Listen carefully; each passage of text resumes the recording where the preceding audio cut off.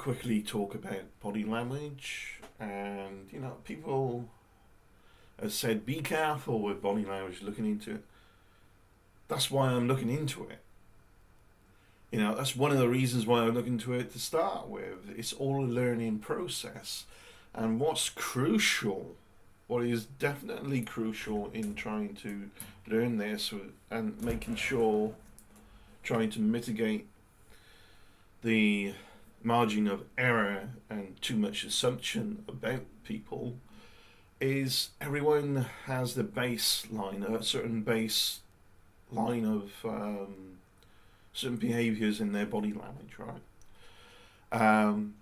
So you got to look for that. When somebody has already proven themselves pretty much to be a dishonest interloper, and also displaying body language cues of not being honest, it's very important to, I think, to point out, so you can discern and uh, pull away what's the most likely to be a lie. And you probably know already, if you know enough about a particular subject and what they're talking about, and if they keep contradicting themselves in their sentences and so on. But you can extract the truth from the garbage. It's just a very important aspect to life in general these days, particularly. I've made that point with mainstream media and people going, "Oh, Trump's not going to prison. I don't know what media you're watching, but he's not going." And it's like Trump brainwashed a lot of his followers with, fake news.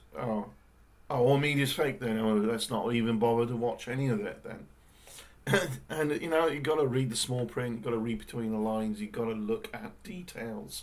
Fox News admit themselves as an entertainment outlet, not really as what we could consider world news, real events and facts. And they might get things right now and then, though, here and there.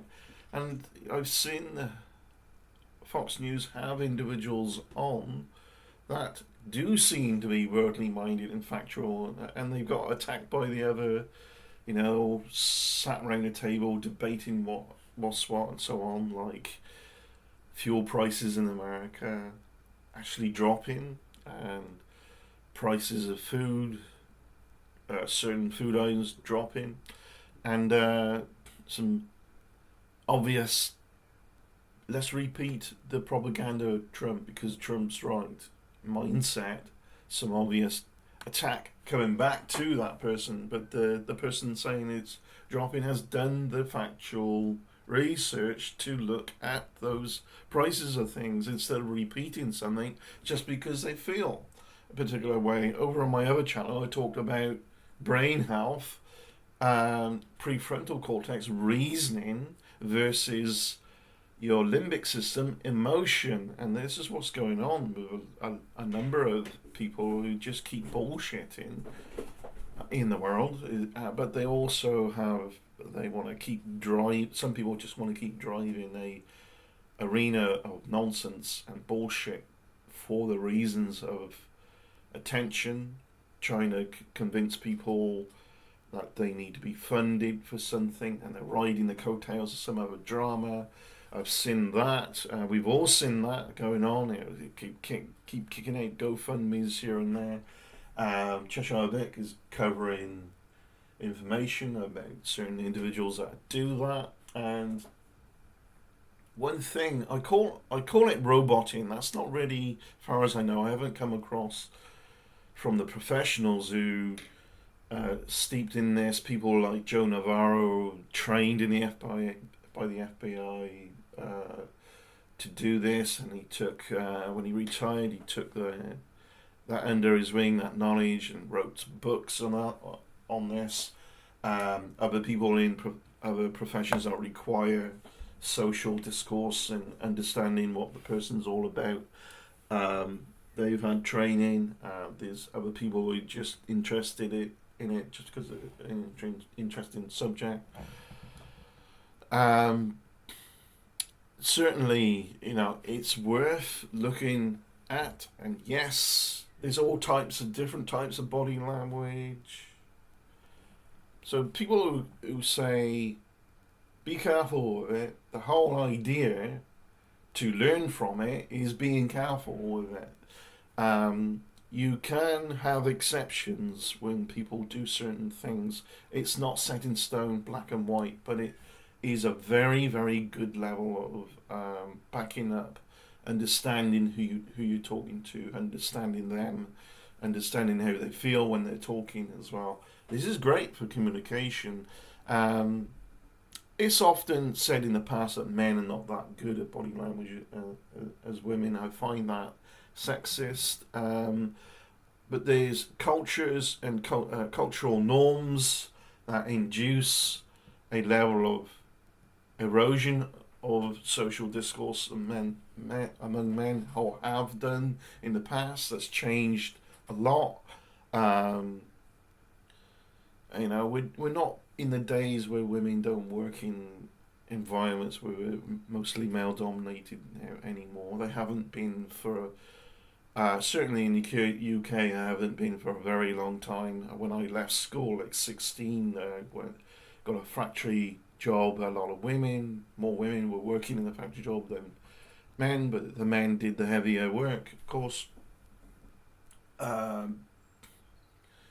And rightly so, because if the women were on that heavy work, it wouldn't have been fair, not being sexist, but if you looked at the work being done, you understand why. A very physical job in terms of movement, constant movement, lifting and carrying. Now, aside from cultural differences and getting back to body language, it's a thing to look for in dishonest interlopers. I call it roboting. This is what I call it. Again, I don't know if it's in literature, and it reminds me of the if you look at I don't know where was it, 80s, early 80s, maybe it was in the 70s, I can't remember what it was. I can remember this old repeat of the Lost in Space, the original, the old thing, and the robot in Lost in Space had these arms come out, like there was on like tubes or whatever, swing about. And the old joke was, must kill Robinson family, the in joke among people's social discourse, right? So that's why they call it roboting.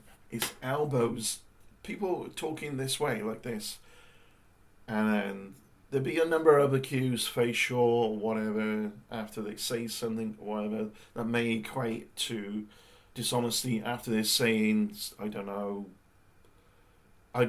they say, I don't really feel too bad about it, and they look down to their left or whatever, they might be a bit dishonest. But if they was like, to be genuine and honest, elbows away, I don't really feel too bad about it. You're opening your torso, you're honest, and you're making eye contact while saying it. There's always a cue somewhere, no matter how hard we try to hide it, that equates to the thought process, the feeling and emotion. But some people have their baseline, which will be a cue here and there that occasionally occurs that may be related to dishonesty here and there, but it's their baseline. It's not them being honest. It's like a habit, a little tick, a habit, a twitch, whatever. So you're going to look for those things sometimes, although it depends on what information you already have, what's being done with a group of people, or how they're talking and whatsoever. It's very common when people are trying their best, maybe they know a bit about body language and they want to not do this or do this, one of these common things we've been told about body language until you really looked into it, like this. Not really dishonest at all, really, in some situations at all. It's not. It's not. Oh, it's not that black and white. Some people may be standing at a bus stop like this, particularly in the winter. Why? Because it's cold. They're trying to keep themselves warm. However, situation dependent, context dependent, and so on. You need to look at this. It's a very common thing. I've seen it a number of times when people are trying their best to be amicable, friendly, and it seems to be common among drama YouTube channels, bullshitters, and they have their live show and the chat fills out. They're so overly amicable. It's like an act. It's like, hey everyone, hey, and they say their names. Hey Paul, hey, hi Gary, hi Lisa. It's great to see you. Or, they just blurt out the usernames. It's great to see you again. And it's like you're laying it on a bit thick. Right? If they're commonly in there, what are you trying to do? What they're trying to do, I think, is just basically act like they're not a dishonest interloper. Act like they're trying hard to convince people. That's why I think when things are laid on a bit thick, it's that trying hard to convince, right? And this is what we see with overly boasting. People, like, they keep telling you they are a particular way. They tell you all the best aspects. Like the other channel I've got, a BABBT, Build a Better Body Today, and it just, I got issues with that acronym or whatever. Build Body Acquire, Building Better Today as well. It would fit, but I don't know if I'll keep that or whatever.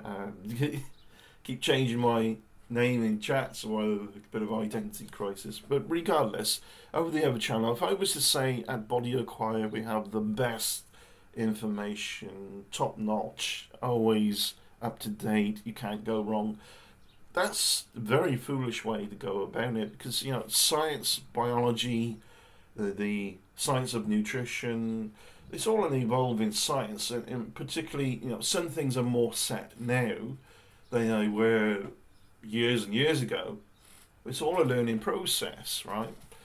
So I'm not going to sit here and say I'm a body language expert either, like in this. And there are people I would consider experts, but they don't consider themselves experts either. But they're relatively compared to me, But we see this roboting a lot, and I just can't really dismiss that when it's obvious a person's being dishonest with a whole plethora of other variables to look at as well. And you need to look for it, and it's something to look for. If you see it, ask questions, and then see if there's other body language cues that relate to those questions that are either honest or dishonest. They're protecting their torso. How did body language evolve? Why do we do it? Well, if you're hypothetical, fictional scenario, if we go back to some of our earliest origins, we're not building houses, we're finding shelters, we're finding caves, shelters, whatever, we're nomadic. Let's say you're going through a jungle area, a forest or whatever, and there's something in there that could potentially see you, food, my food's walking around, it's time to hunt. You don't make too much noise. But you might also perhaps use camouflage. But and teamwork between each other to know where each other are going to be situated. You might even use sounds that are the same sounds as in the jungle. And you chirp, but you do it something in a way that you get a reply instantly, whatever. There'll be something, right? But sound itself, however, just trying to think of how this evolved, and I think I'm on the right track, but it doesn't have to go exactly this way. Certainly it evolved with its non-verbal communication, because the verbal, the sound or whatever of your you get pinpointed. Your predators are, oh, what was that? Oh, there's my food. Why did the whites of our eyes evolve to be fairly dominant comparatively to other animals? Because it's non-verbal communication. Again, you know what you're looking at from a distance, direction, who you're looking at. So you're all spaced apart, going through this jungle, navigating, finding, foraging food, but while trying not to be food. Now, you're also doing body language cues to pinpoint there's a predator over a particular place. And you need to know someone's looking at you for the communication or the body language. Why do you think this is a thing? It's like, look, it looks like, oh, it wasn't me, I'm innocent. But why is it this position? Why? I mean, it could be something else in movement that's totally different. I can't even, it's so integrated and interlocked in my head that in our minds, I can't think of anything else other than that. But why? Why is it so adapted? Well, because you're showing your hands bare. Before, and in earliest origins, we didn't have like combat trousers. There was lots of pockets and hiding weapons and things, so on, right? You didn't have convenient ways to conceal weapons. Look, I'm innocent. It wasn't me. No weapons. No weapons. While we come out, you're under arrest. Hands up. Your hands are the things commonly to conceal or grab the weapon to use it, right? This is why. This is one thing. But trying to conceal or protect it also is because the individual may feel under threat. In our earliest origins, threat wasn't intellectual, it was physical. And it's so still ingrained into us. So the roboting, while trying to look honest by not covering the torso at the front, it leaks out somewhere. So the elbows never leave the sides. Cheshire Vic. You covered Art and Rabbit Hole. Everything she's saying, she seems to contradict herself. She's all over the map or whatever. But while doing so, she's like this. It's like, Maskell Robinson family. If you've ever seen the original Lost in Space, you understand why I find that very humorous when I see it. I've noticed my own body language. I don't tend to do this much. I've seen some cues of myself where I do this a bit when I'm not as confident, and it fits. It fits with all the information about some of these things. I see myself do the steeple. Didn't even know I was doing it till I looked over the video afterwards. Sometimes I rewatch a video after doing it to make sure it's okay, and I've gone over some to look at my own body language and think, that makes sense. It's learning how my own emotion equate and thought processes equate to my own body language, and looking for those ticks and cues, like baseline, that I personally might have here and there. And it's certainly something to look for, that this and it doesn't, once you know about it and you see it, you probably see it more often than you saw it before, and particularly with if you have knowledge about an individual being dishonest anyway, look for those things. And this is what Rabbit Hole does with a whole video, it seems. Her elbows are like super glued to her side. Interesting fact, Amber Heard's own sister did a lot of that during, among other facial cues. She just looked like somebody who was forced to lie while trying to look honest and transparent when she clearly wasn't.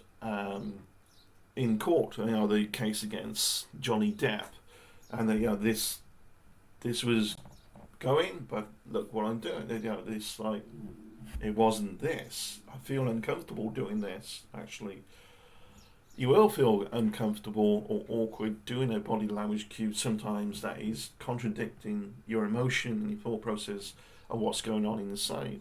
This is why I've said, like, try it, and it's very funny when people actually do it. It's like the first time I did it was I burst out laughing because the contradiction is so absurd and like parody like, and if you stood slouched looking at the ground, arms or maybe hands in front of your genital area, and just blurt out, "This is the best day of my life," you're gonna feel really silly.